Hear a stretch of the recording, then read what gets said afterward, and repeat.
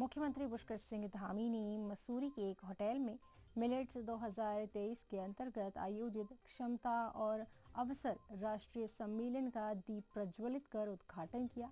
इस अवसर पर कृषि मंत्री गणेश जोशी और मध्य प्रदेश के कृषि मंत्री कमल पटेल मौजूद रहे। इस अवसर पर पत्रकारों से बातचीत करते हुए मुख्यमंत्री पुष्कर सिंह धामी ने कहा कि मिलेट्स पूरी दुनिया को दिशा देने वाला राष्ट्र भारत आज विश्व में अपनी अलग पहचान बनाए हुए हैं। उन्होंने कहा कि प्रधानमंत्री के आह्वान पर संयुक्त राष्ट्र ने इस वर्ष को मिलेट वर्ष के रूप में मनाने का निर्णय लिया है। मसूरी से अजीत कुमार सिंह की रिपोर्ट। प्रधानमंत्री जी ने ये मिलेट ईयर घोषित किया है। इस साल को 3 दिन की कॉन्फ्रेंस हो रही है। क्या कुछ आपको क्या बातें आपकी हुई और किन मुद्दों पर चर्चाएं हुई? भारत आदरणीय प्रधानमंत्री मोदी जी के नेतृत्व में पूरी दुनिया को दिशा देने वाला भारत बन रहा है, जहां एक तरफ G20 की अध्यक्षता हमारे देश को मिली है और उसके सफल आयोजन हो रहे हैं, वहीं माननीय प्रधानमंत्री नरेंद्र मोदी जी के आह्वान पर संयुक्त राष्ट्र ने इस वर्ष को मिलेट वर्ष के रूप में घोषित किया है। और लगातार देश के अंदर जो मिलेट हमारा परंपरागत रूप से उत्पादित होने वाला अन्न है, श्री अन्न है, उस अन्न का लगातार कहीं ना कहीं प्रोत्साहन भी हो रहा है, लोगों को मार्केट भी मिल रही है। और जो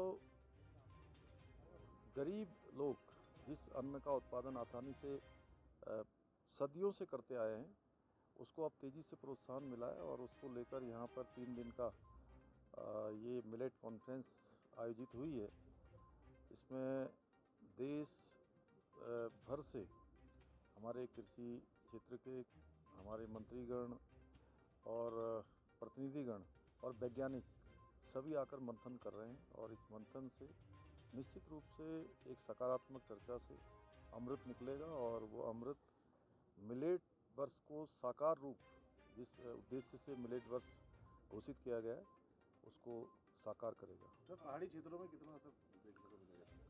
पहाड़ी क्षेत्रों में इसका व्यापक असर है, क्योंकि यहाँ पर परंपरागत रूप से मिलेट का उत्पादन होता रहा है। मड़वा है, झिंगोरा है, रामदाना है और भी जो हमारे यहाँ के स्थानीय स्तर पर उत्पादित होने वाले अनाज हैं, उन सभी को प्रोत्साहन मिलेगा। और हमारी सरकार ने भी मिलेट मिशन के रूप में इसको आगे बढ़ाने का और किसानों के प्रोत्साहन का निर्णय लिया है। छोटे-छोटे आउटलेट की बात आपने करी है कि आउटलेट नहीं, उस पर कार्य योजना पर काम चल रहा है। अभी तक हमारे यहाँ पर चूँकि हिमाद्री और हिलांस 2 हमारे ब्रांड हैं, उसके माध्यम से बेचा जाता है। इस सबको एकीकृत करके और इन सब के आउटलेट्स बनाकर और आने वाले जो देश दुनिया के पर्यटक हैं, श्रद्धालु हैं, 4 धाम यात्रा में आते हैं, पर्यटन के लिए आते हैं, उन सभी को भी ये मिलेट होटलों में भी प्राप्त हो। होटल वाले भी, होटल व्यवसाय से जुड़े हुए लोग, पर्यटन व्यवसाय से जुड़े हुए लोग इसको जो है कहीं ना कहीं अपने जो होटल की उनकी सारणी है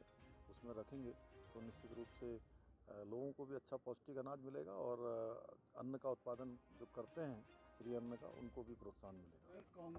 देखिए, कांग्रेस पहले से ही कई सारे गिरोह कि जहां 18 मार्च को देश के प्रधानमंत्री नरेंद्र मोदी जी ने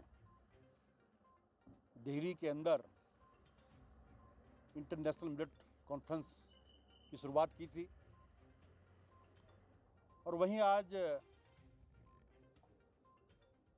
यहाँ पर मसूरी की में मुझे,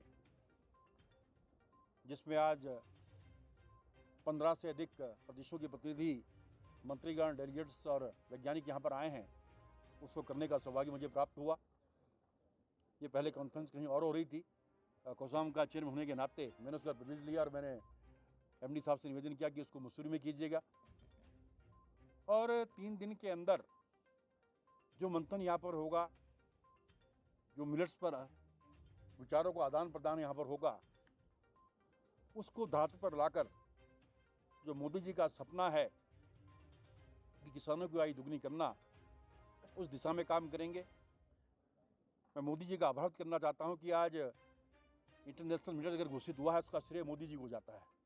ये यूएनओ के अंदर आपने प्रस्ताव रखा तो 72 देशों ने इसका समर्थन किया था और दिल्ली के अंदर उस कॉन्फ्रेंस के अंदर 140 देश के डेलीगेट्स वहाँ पर थे। मंत्रीगण वहाँ पर थे, क्योंकि मिलेट्स स्वास्थ्य की दृष्टि से इतना लाभदायक है। एक समय ये था कि हमारे यहाँ कहा जाता था पहाड़ में कि जो गोदा झुंगरा खाता है वो गरीब आदमी है, लेकिन आज ये इतना स्वास्थ्यवर्धक है। मुझे यूरोप जाने का मौका मिला, जब फ्रांस में मैं पेरिस में था तो वहाँ मडवे का रोटी मुझे दी गई, तो मैंने कहा ये तो हमारे यहाँ मडवा बोलते हैं, वहाँ कुछ और बोलते हैं इसको। कहने का तात्पर्य ये है कि आज मिलेट्स अमीरों की थाली का भोजन बन गया है।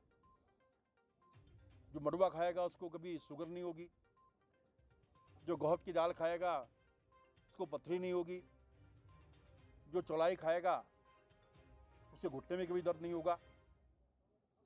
और उत्तराखंड पहला राज्य है जिसने मडवे का MSP 35 रुपये 78 पैसे घोषित किया। उसके लिए मैं प्रधानमंत्री जी का और मोदी जी का आभार करता हूँ।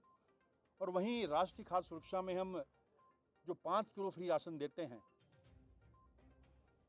प्रधानमंत्री जी ने 1 किलो मडवा भी हम देंगे, इसकी स्वीकृति हमें दी है। वहीं मिड डे मील में भी हम झुंगरे को हम देंगे।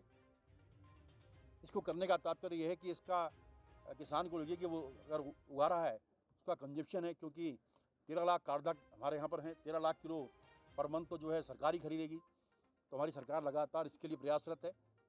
और मैं मुख्यमंत्री जी का आभार करता हूँ कि हमारे मिलेट्स मिशन में 73 करोड़ की व्यवस्था इस बार की गई है। देखिए, हमारा देश कृषि प्रधान देश है। कृषि इस देश की रीढ़ है। रीढ़ मजबूत होगी तो देश मजबूत होगा। और इसलिए प्रधानमंत्री नरेंद्र मोदी जी ने आत्मनिर्भर भारत का जो संकल्प लिया है वो हमारे किसान ही उसको पूरा करेंगे, क्योंकि 70% लोग गांव में रहते हैं, खेती पर आधारित है। लेकिन आज़ादी के इन 75 वर्ष में कांग्रेस की गलत नीतियों के कारण खेती घाटे का धंधा थी। वो प्रधानमंत्री नरेंद्र मोदी जी के नेतृत्व में अब खेती घाटे के धंधे के बजाय लाभ का धंधा बन रही है। और 2 गुना आय करने का जो संकल्प लिया था उसमें कुछ हद तक हम सफल हुए हैं। किसान MSP की बात चलती है, न्यूनतम समर्थन मूल्य, लेकिन प्रधानमंत्री नरेंद्र मोदी जी के नेतृत्व में भारतीय जनता पार्टी की सरकार, राज्य सरकार है, किसान को MSP वाला नहीं MRP वाला हम बना रहे हैं। जैसे मैं किसान हूँ, पहले बाद में मंत्री हूँ। मैं गेहूँ पैदा करता हूँ तो गेहूँ बेचता हूँ MSP पे, लेकिन अगर मैं मैदा और आटा बना के बेचूंगा तो MRP पे बेचूंगा, क्योंकि पानी की भी MRP होती है, हर चीज़ की MRP, किसान की फसल की MRP नहीं। और इसलिए प्रधानमंत्री जी ने 1 लाख करोड़ रुपया कृषि अधोसंरचना विकास फंड दिया, जो नाबार्ड के माध्यम से 2% ब्याज की छूट रहेगी। 40% सब्सिडी जो उद्योगों को, शहर के लोगों को मिलती थी, वो किसानों को मिलेगी।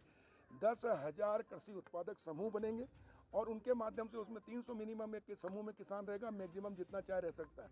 और वो समूह में रहकर प्राकृतिक खेती, गाय भी पालेगा, गोबर से खाद, गौमूत्र से दवाई, ताकि हमारा शुद्ध अनाज हो। क्योंकि कोरोना के बाद पूरी दुनिया को डिमांड है, स्वास्थ्य के प्रति चिंता है, शुद्ध अनाज चाहिए, और वो शुद्ध अनाज दुनिया को पूर्ति कर सकता है भारत।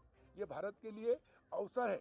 और मोदी जी जब कहते हैं ना, कोई भी संकट आता है तो उसको अवसर में बदलो, तो कोरोना का जो महामारी थी उसको अवसर है हमारे लिए। ये है कि पूरी दुनिया को हम ये श्री अन्न और हमारा प्राकृतिक और जैविक खाद्यान्न हम दुनिया को निर्यात कर सकते हैं। हमारे देश के लोगों को स्वस्थ रखने में आएगा। हमने देखा कि पंजाब सबसे ज़्यादा पेस्टिसाइड का उपयोग करके वहाँ की ज़मीन भी बंजर हो गई, पर्यावरण प्रदूषित हो गया, और कैंसर ट्रेन चलती है भटिंडा से, कैंसर हो रहा है लोगों को अनाज खाने से, वहाँ ज़्यादा पेस्टिसाइड, रासायनिक खाद से। और इसलिए रासायनिक खाद और पेस्टिसाइड को धीरे धीरे कम करना, गाय के गोबर से खाद, गौमूत्र बनाकर, गौमूत्र से दवाई बनाकर वो उपयोग, ताकि लागत भी कम हो, मिट्टी भी बचे, पर्यावरण भी बचे और जीवन भी बचे, और किसान की लागत कम होकर उत्पादन बढ़े और देश उन्हें आत्मनिर्भर हो, सोने की चिड़िया बने, हम पूरे निर्यात करें। इसलिए किसान का अब एक बेटा खेती करेगा तो दूसरा व्यापार व्यवसाय उद्योग भी लगाएगा, सामूहिक रूप से लगाएगा, और MRP पे बेचेगा। जो बिचौलिए कमाते थे वो सीधा किसान कमाएगा।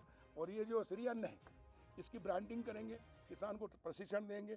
इसके लिए किसान को सस्ता 80% हमने मध्य प्रदेश में अभी कल ही कैबिनेट में मुख्यमंत्री जी की अध्यक्ष, शिवराज जी की अध्यक्षता में हमने एक मिलेट मिशन बनाया, जिसके तहत 80% अच्छी गुणवत्ता का मिलेट जो है श्री अन्न, इसका बीज हम किसान को देंगे 80% अनुदान पर।